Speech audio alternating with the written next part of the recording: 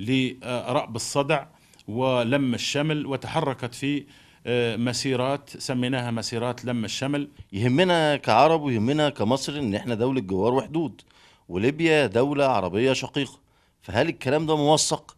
هل نقدر نطلع شعوبنا على الوثائق دي لو هي وقعت في ايديكم، خصوصا ان انتم جهة محايدة؟ أنا عندما أتكلم وأقول أن هناك اتفاقيات مبرمة بخصوص قاعدة للكيان الصهيوني في الجبل الأخضر، هذه موجودة يعني معروضة وعرضت في وسائل الإعلام، وهناك وثيقة ستسلم لكم لهذا الغرض. ونحن نعرف نعم. خطورة هذه القاعدة وفي هذه الظروف وهذه المرحلة، ومن مم. معني بها في المقام الأول يعني، مم. ومن يتأثر ومن يتضرر بها. مم. طبعا نحن نعرف من نعم. خلال هذا الحراك هو المستهدف في الدرجة الأولى هي مصر، وهي مصر يعني نعم. هي الأمة العربية، وإذا تأدت مصر تأدى العرب كلهم بالكامل. ونحن نعرف هذه الأيام أن الخناق يدور حول مصر يعني، سواء من استحداث الدولة الآن اللي في الجنوب، سواء تمام. في الشرق والغرب، أيضا الحراك اللي موجود في اليمن وحراك اللي موجود في الشمال. هذه كلها أشياء، ولكن نعم. ندعو الله سبحانه وتعالى أن يحفظ مصر، وأن الفوضى التي حصلت في ليبيا كانت سبب في تهريب ودخول عدد كبير جدا من السلاح من خلال الحدود، لأن فقدت السيطرة في وجود الحدود الشرقية عشان الحدود الشرقية. الحدود الشرقية دي هل الجيش الليبي مسيطر عليها ولا؟ للأسف بكل أسف يعني مم.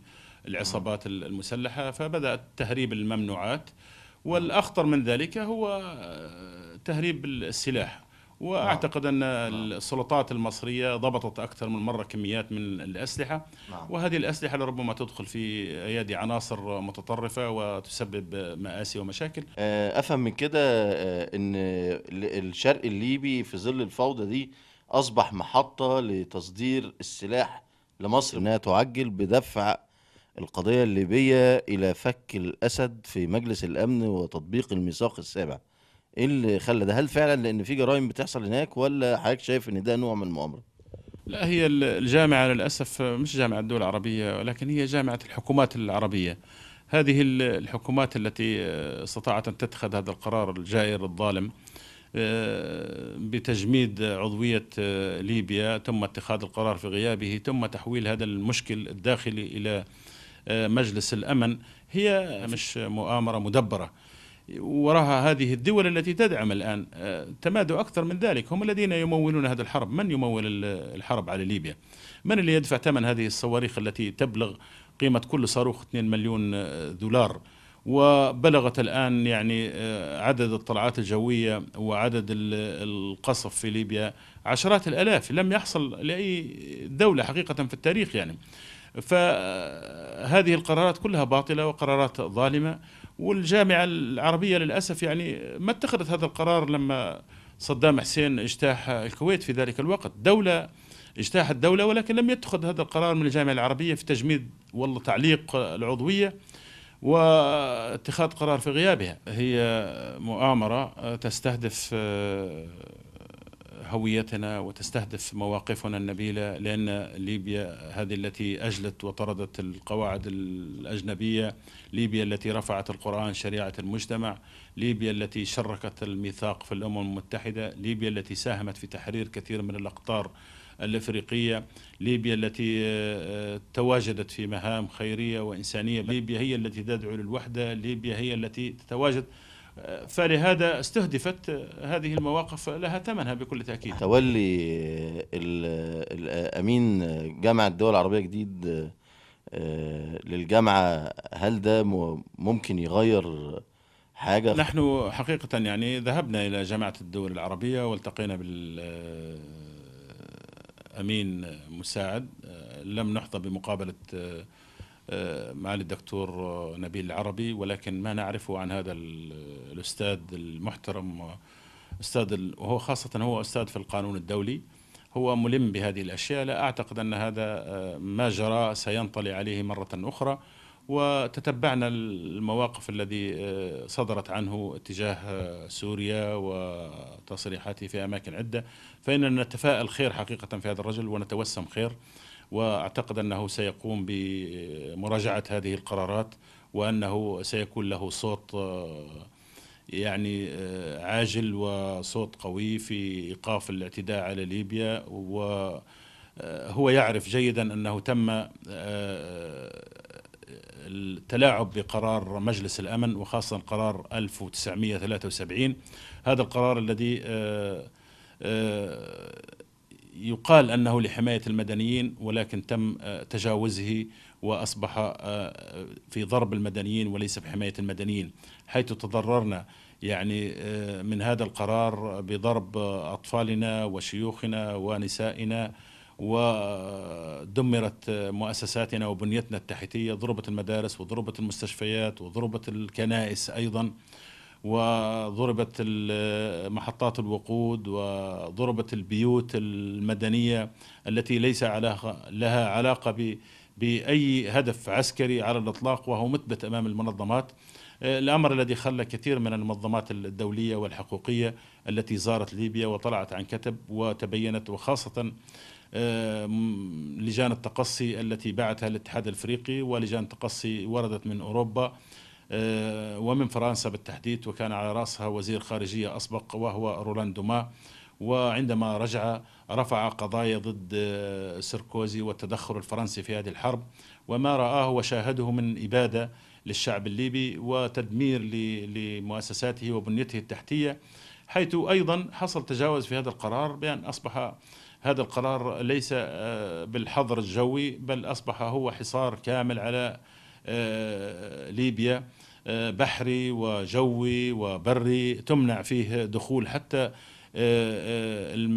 المواد الإنسانية والطبية، المواد الغذائية، الوقود أيضا. يعني صحيح هناك أزمة في كثير من الأشياء، ولكن صمود الليبيين وإصرارهم بدد هذا الحلم وهذا الطموح. نظام في ليبيا ليس رئيس تسقطه وتجيب رئيس آخر، النظام في ليبيا هو نظام شعبي، نظام الشعب، إلا أنت أبدت هذا الشعب بالكامل، وهذا لا يعقل أنك أنت تقضي على الشعب وتأتي بشعب آخر، هذا أمر مستحيل. وبالتالي أن ما نلاحظه الليبيين الذين تحولوا إلى جيش مقاتل قوامه أكثر من 2 مليون أو 3 مليون مسلح، يحملون السلاح ويتدربون على السلاح ويخرجون في مسيرات مليونية تحمل صور القائد وتحمل الإعلام الخضراء. وإن كان هذا الشعب كما يقولون ويدعون أنه لا يحب معمر القذافي، هل يعقل أن رئيس يسلح شعبه وهو لا يحبه ويكرهه؟ هذا المنطق يقول هكذا. الآن الليبيين يحملون السلاح، أكثر من 2 مليون يحملون السلاح في بيوتهم وفي مصانعهم وفي مدارسهم وفي كل مكان للدفاع عن ليبيا، للدفاع عن أرض ليبيا وتحريرها وعدم تقسيمها وعدم الدخول الأجنبي فيها، وهذا أمر مستحيل. هذه مقاومة لا بد أن تخرج بها الكيفية هذه. كان يكره معمر القذافي، لماذا لا يتحركوا لإسقاط أو ملاحقة مطاردة معمر القذافي؟ هم فقط الذين يطاردون معمر القذافي في أي مكان ويطاردون الأطفال، هم جبناء يضربون في الأطفال، هم ما عندهم أخلاق في هذا الجانب. هذه حرب قذرة حقيقة. يعني ما يقال من أن هناك مشاحنات ما بين القبائل الليبية أو الليبيين والمصريين، وأنهم يرفضون تواجد المصريين، وأعداد المصريين المتواجدين في ليبيا قد إيه؟ العلاقة بين الليبيين والمصريين هي علاقة أزلية وأبدية، وعلاقة مصاهرة ودم وتاريخ مشترك. ما يقال حقيقة يعني، وخاصة لربما يحصل في المناطق التي تحت سيطرة العصابات، وهذه كما تأدى الإخوة المصريين تأدوا الليبيين أيضا، يعني هناك الليبيين يعني بنفس الوضعية. لكن غير ذلك في هذه المناطق التي موجودة تحت إشراف القوات المسلحة وفي رعاية الليبيين، أتحدى أن أي أحد يجيب أي ملاحظة على مصري، بل بالعكس، ولم نرى أي مصري يرغب في العودة، بل هو مقيم ودائما وأبدا متواجد معنا في كل المواقع، ومستعد للتطوع والتدريب والدفاع عن ليبيا، لأنه يرى أنه أرض واحدة وشعب واحد وموقف واحد. وحقيقة لا أرى منهم إلا الخير وكل التقدير والاحترام. والآن لحمة الليبيين والعمالة المصرية اللي موجودة غادة عايشة من موظفين، نحن الليبيين لا ننكر فضل المصريين علينا. المصريين هم كانوا من الدفعات الأولى والأوائل، هم الذين علموا أولادنا في المدارس الابتدائية والإعدادية والثانوية والجامعات، دربوا أولادنا في المعسكرات، شاركوا معنا في كل شيء. الليبيين اشتركوا مع المصريين في حروب في 73 حرب العبور الليبيين والمصريين حقيقة. امتزجت الدماء حقيقة حقيقة. لمن ينكر هذا يعني. نحن لا نمن أن احنا قدمنا شيء، ولكن نقول نحن شركاء في وطن واحد وفي تاريخ واحد وفي هدف واحد، ونحن مستهدفون جميعا يعني مصريين أو ليبيين. المصريين لن يجدوا احترام وتقدير في أي بلد آخر أكثر مما يجدوه في ليبيا. بيحضرني هنا سؤال، ايه واقع الثورة المصرية عند المواطن الليبي وفي الدوائر الرسمية الليبية؟ هذه الثورات التي خرجت في الآونة الأخيرة، التي بدأت من تونس ثم انتقلت إلى مصر، والتي كان يقودها الشباب. نحن دائما الشباب هو عماد الأمة، والشباب هو مستقبل الأمة، وهم قادة الحاضر والمستقبل معا. وأحيي حقيقة في هذه المناسبة شباب 25 يناير اللي ما لاحظناه عليه من نضج كبير ووعي كبير، بأن حقيقة يعني مطالبه واضحة ومطالبه سلمية، وهو معتصم في هذا المكان في ميدان التحرير، يطالب في مطالب له فيها حقوق يعني. فهذا الحراك المنظم وما حافظ على عفة وطهارة مصر مما قد تنزلق فيه زي ما حصل في ليبيا. الفضل المقام الأول يرجع لهذا المجلس العسكري الأعلى برئاسة السيد المشير محمد حسين طنطاوي، لكن نضج الشباب المصري، وعي الشباب المصري فوت كل هذه المؤامرات، وهو لا زال يصنع التاريخ وتلبى له المطالب حقيقة. عندما استشهد صدام حسين وفي يوم للأسف يعني لم تراعى في مشاعر المسلمين في يوم عيدهم، ليبيا الوحيدة التي أعلنت الحداد، ليبيا وإلقاء معمر القذافي، هو الوحيد الذي أبن هذا الرجل وقال فيه كلمة حق، وأدان هذه الدول التي قامت بهذا الحراك. وفي مؤتمر دمشق قال للحكام سيأتي عليكم الدور واحدا واحدا إن لم تنتبهوا، ينبغي أن تنتبهوا. فنحن حقيقة في هذه المناسبة يعني نشد على أيدي شباب 25 يناير ونقول لهم الوطن والهوية والكرامة، والحمد لله أنتم في وطن يتمتع بخيرات كثيرة وإمكانيات ومقومات كثيرة جدا.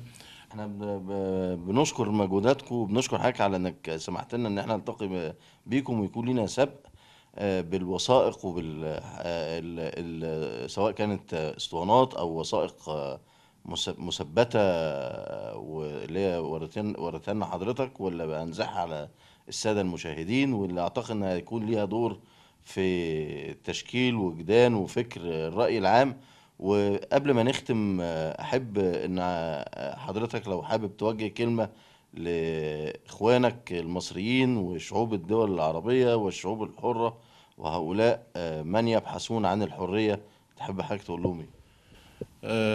أحيي. أنا طبعا وفد مكلف بزيارة أشقائنا في مصر، سواء في الأوساط الرسمية أو الأوساط الإعلامية والثقافية والأوساط الشعبية، ولله الحمد نحن التقينا بمختلف هذه الأطياف، بمنظمات المجتمع المدني وبالأحزاب وبمشرفي التصوف وبالجهات الرسمية كوزارة الخارجية وجامعة الدول العربية، والتقينا أيضا بالوسط الشعبي الاجتماعي وهي القبائل. وبالتالي نحن لجأنا ونلجأ، وكل العرب يلجأون إلى مصر في كل الأوقات. مصر هي قلب العروبة، مصر هي الأمة العربية. مصر لن تقبل هذا الإدلال الذي يمارس على ليبيا، ومن خلال ليبيا توجه رسالة لمصر للأسف يعني أن هذا ما يحصل سيؤثر على مصر وسيؤثر على